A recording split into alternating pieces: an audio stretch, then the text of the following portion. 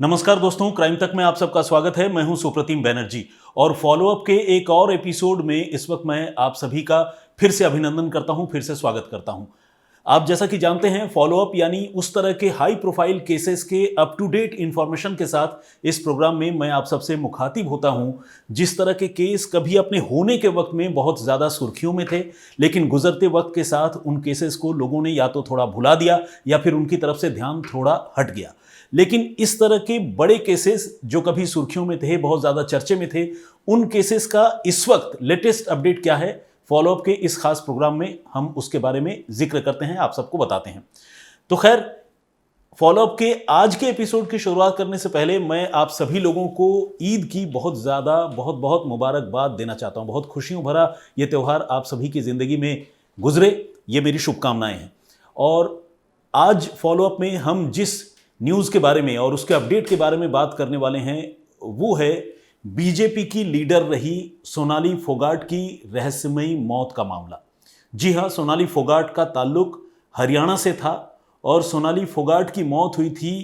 सुदूर गोवा में, समंदर के किनारे कर्लीज बीच रिसोर्ट के नाम से एक वहाँ पर रेस्टोरेंट और बार था। वहाँ पर वो पार्टी करने के लिए गई थी और वहीं पर बहुत संदिग्ध हालत में उनकी मौत हो गई। और इससे पहले ग्रैंड लियोनी नाम का एक और रिसोर्ट है जिसमें वो ठहरी हुई थी, और इन्हीं दोनों जगहों के बीच में उनके साथ कुछ ऐसी अनहोनी हुई कि उनकी मौत हो गई। मौत की तारीख जो है वो 23 अगस्त 2022 है, यानी 23 अगस्त 2022। 22 अगस्त और 23 अगस्त की दरमियानी रात को पार्टी करने के दौरान उनकी तबीयत बिगड़ी थी और उसके बाद उनकी मौत हो गई। शुरुआती जो जानकारी सामने आई, जो रिपोर्ट सामने आए, उसमें यह पता चला कि शायद नशे के ओवरडोज, चाहे वो ड्रग्स हो या फिर शराब जैसी चीज़ हो, इन सारी चीज़ों का जो कॉम्बिनेशन या कॉकटेल कह ले, उसकी वजह से उनकी तबीयत बिगड़ी और उनकी मौत हो गई। तो इसे अगर आमतौर पर देखा जाए तो एक एक्सीडेंट का मामला लगता है, मगर सोनाली फोगाट के घर वालों ने इस मामले को एक्सीडेंट का मामला मानने से इनकार कर दिया और ये कहा कि सोनाली के साथ जो उनके दो कंपेनियन थे वो इस मामले में दोषी हैं। उन्होंने साजिश के तहत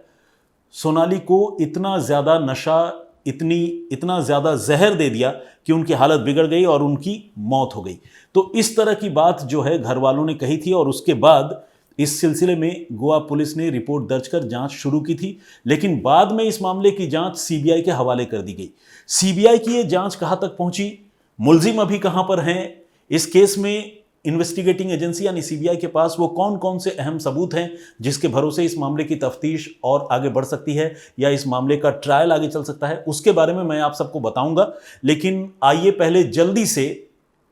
थोड़ा इस घटना के रिकैप के बारे में चर्चा कर लेते हैं, बात कर लेते हैं।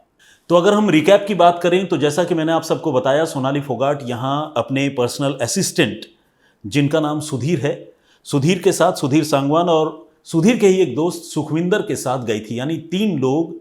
दिल्ली से या हरियाणा से दिल्ली होते हुए गोवा गए थे और वहाँ पर उनका कुछ दिनों तक चिल करने का, पार्टी करने का इरादा था। और वो जाकर ग्रैंड लियोनी नाम के एक रिसोर्ट में रुके और वहाँ पर 22 और 23 अगस्त की रात को इन्होंने पार्टी के लिए कर्लीज बीच रेस्टोरेंट को चुना। ये गोवा का एक मशहूर रेस्टोरेंट है, लेकिन मशहूर के साथ साथ ये काफ़ी बदनाम भी है क्योंकि यहाँ पर पहले भी ड्रग्स के सप्लाई की और खुलेआम नशा लेने देने की गतिविधियाँ और शिकायतें सामने आती रही हैं। और सोनाली और उनके दोस्तों ने इसी रिसोर्ट में पार्टी करने का फैसला किया था। हुआ ये कि 23 अगस्त की सुबह होते होते, 22 और 23 अगस्त की दरमियानी रात को तो सोनाली की तबीयत बिगड़ी और 23 अगस्त की सुबह होते होते उनकी हालत इतनी ख़राब हुई कि उन्हीं के जो साथी हैं सुधीर और सुखविंदर, ये लोग रिसोर्ट के और बीच रेस्टोरेंट के लोगों की मदद से अस्पताल लेकर गए, लेकिन अस्पताल में उनको ब्रॉड डेड करार दिया गया। अब बड़ी संदिग्ध परिस्थितियों में उनकी मौत हो गई और मौत होने के बाद अब जब इस तरह के मामले में जब मौत होती है तो जाहिर है मामले में पुलिस की भी एंट्री होती है। पुलिस ने शुरू में इस सिलसिले में अननेचुरल डेथ यानी अस्वाभाविक मौत का मामला दर्ज करके मामले की जांच शुरू की और उनके शव को पोस्टमार्टम के लिए भिजवा दिया गया। इस बीच जब शुरुआती छानबीन शुरू हुई तो ये पता चला कि सोनाली फोगाट के साथ जो सुधीर और सुखविंदर नाम के उनके पीए और दोस्त थे, इन लोगों ने वहाँ जाते ही जो है वो ड्रग प्रोक्योर किया था, ड्रग खरीदा था।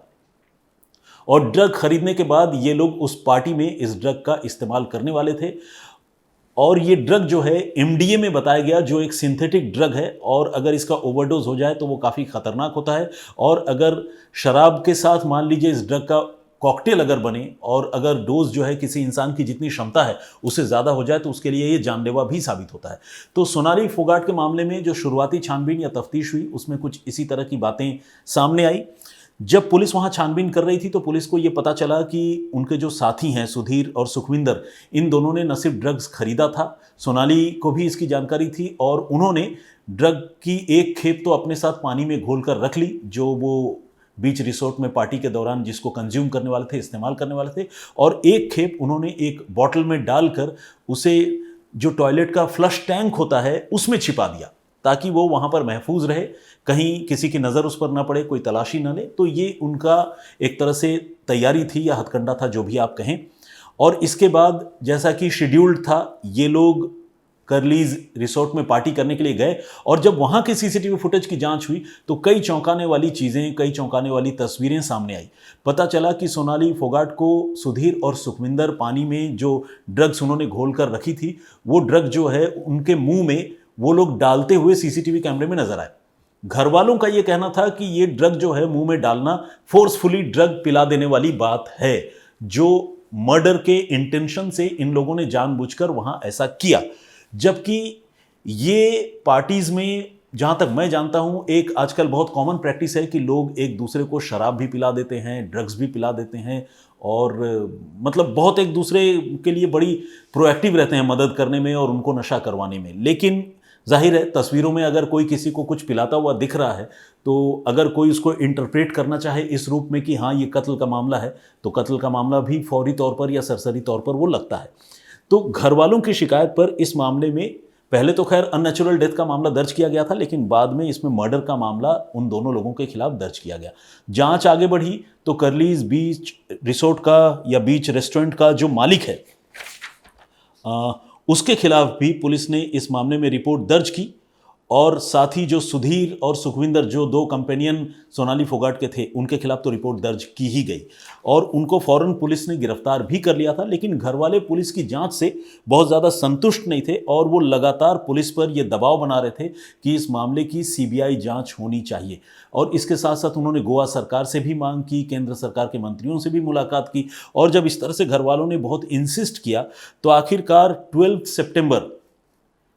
23 अगस्त को मौत हुई थी, 23 अगस्त को, एंड 12 सितंबर 2022 को गोवा के सीएम प्रमोद सावंत ने इस मामले की सीबीआई जांच के लिए केंद्रीय गृह मंत्रालय को चिट्ठी लिख दी और उन्होंने कहा कि ठीक है सीबीआई जांच हो जाए, हमें कोई दिक्कत नहीं है, सच्चाई सामने आनी चाहिए। केंद्रीय गृह मंत्रालय ने इस चिट्ठी पर नोटिस ली और नोटिस लेकर फाइनली इस मामले में सीबीआई जांच के लिए गृह मंत्रालय ने परमिशन दे दी और वो तारीख थी 23 सितंबर। मतलब 12 सितंबर को सीएम प्रमोद सावंत ने चिट्ठी लिखी और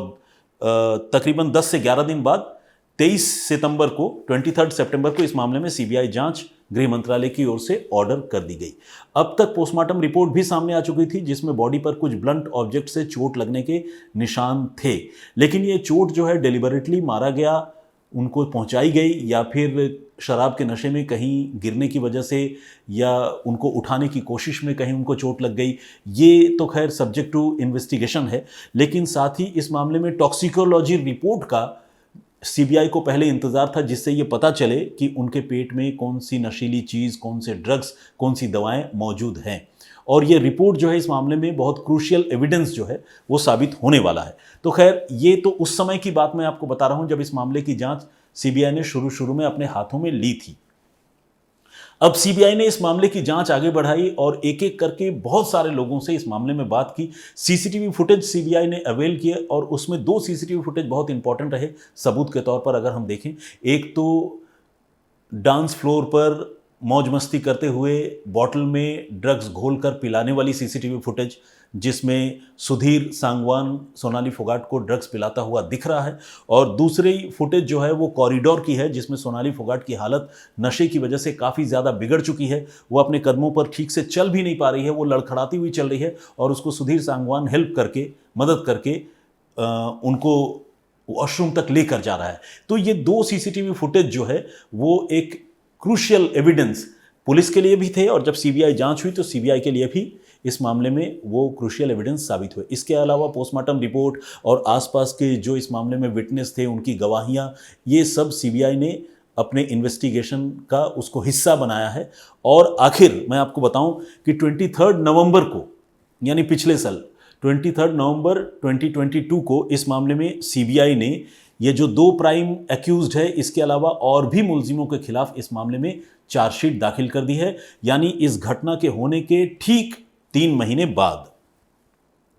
और चार्जशीट जो है वो आईपीसी की धारा 302 यानी मर्डर, 34 यानी कॉमन इंटेंशन और 36, इन 3 धाराओं के तहत इस मामले में चार्जशीट दाखिल की गई है। और चार्जशीट दाखिल की गई है मापुसा के जुडिशियल मजिस्ट्रेट की कोर्ट में, और ये चार्जशीट 1000 पन्नों की है, जिसमें बहुत सारे गवाह हैं और जो कुछ प्रोमिनेंट और इम्पॉर्टेंट एविडेंसेस हैं उनके बारे में तो खैर मैंने आपको बता ही दिया। अब जब चार्जशीट दाखिल हो गई है तो जाहिर है इस मामले में अब ट्रायल की शुरुआत होनी है।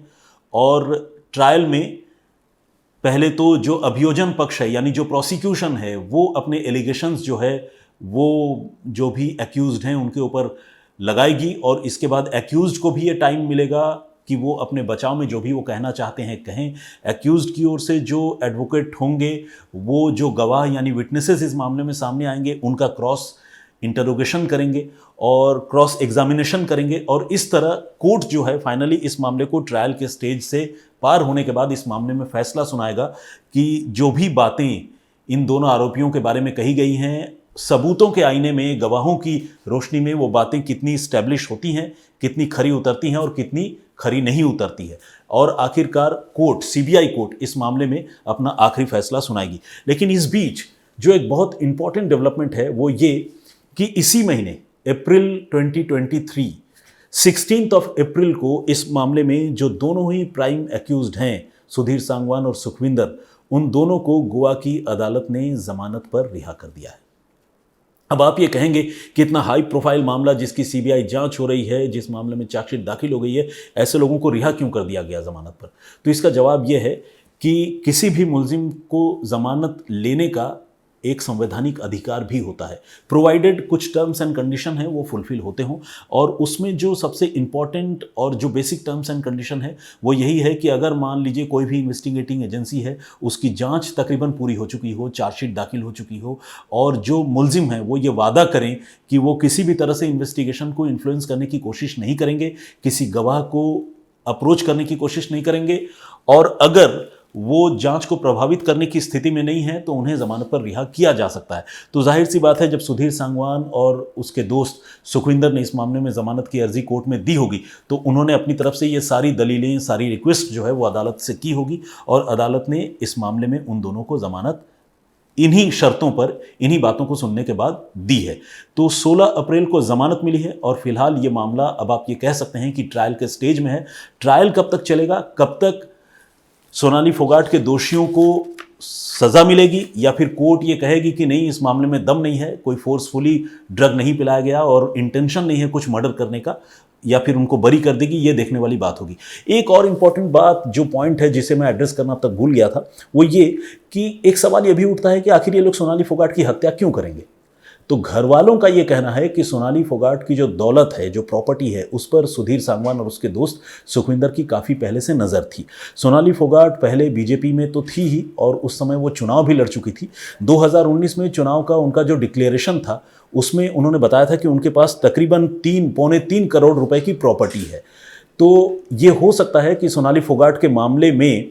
सोनाली की जो प्रॉपर्टी है उसको हथियाने के लिए सुधीर और उनके साथी सुखविंदर ने इस पूरी साजिश को अंजाम दिया हो, ऐसा घर वालों का इल्ज़ाम है। लेकिन ये इल्ज़ाम जो है वो कितना एस्टेब्लिश हो पाता है ये देखने वाली बात होगी। तो फिलहाल वेट एंड वॉच के सिवाय हम लोगों के पास कोई चारा नहीं है। तो जैसा कि हमारी परिपाटी है, इस एपिसोड को ख़त्म करने से पहले आमतौर पर मैं कुछ दर्शकों के नाम और कमेंट्स पढ़ता हूं, लेकिन आज चूंकि थोड़ी वक्त की कमी है, और वक्त की कमी की वजह भी आप जानते हैं, अतीक और अशरफ का मामला चल रहा है और उस मामले को लेकर बहुत ज़्यादा वर्कलोड है। लिहाजा आप लोगों से आज बगैर नाम और आपके कमेंट्स लिए ही मैं इस प्रोग्राम को अंत करने की इजाज़त चाहूँगा। प्लीज़ मेरे इस रिक्वेस्ट को कंसीडर कीजिएगा। अपना बहुत ख्याल रखिएगा। मैं अगले हफ्ते फिर फॉलोअप के किसी और एपिसोड के साथ हाजिर होऊंगा। तब तक अपना बहुत ख्याल रखिए, सुरक्षित रहिए। जय हिंद, जय भारत।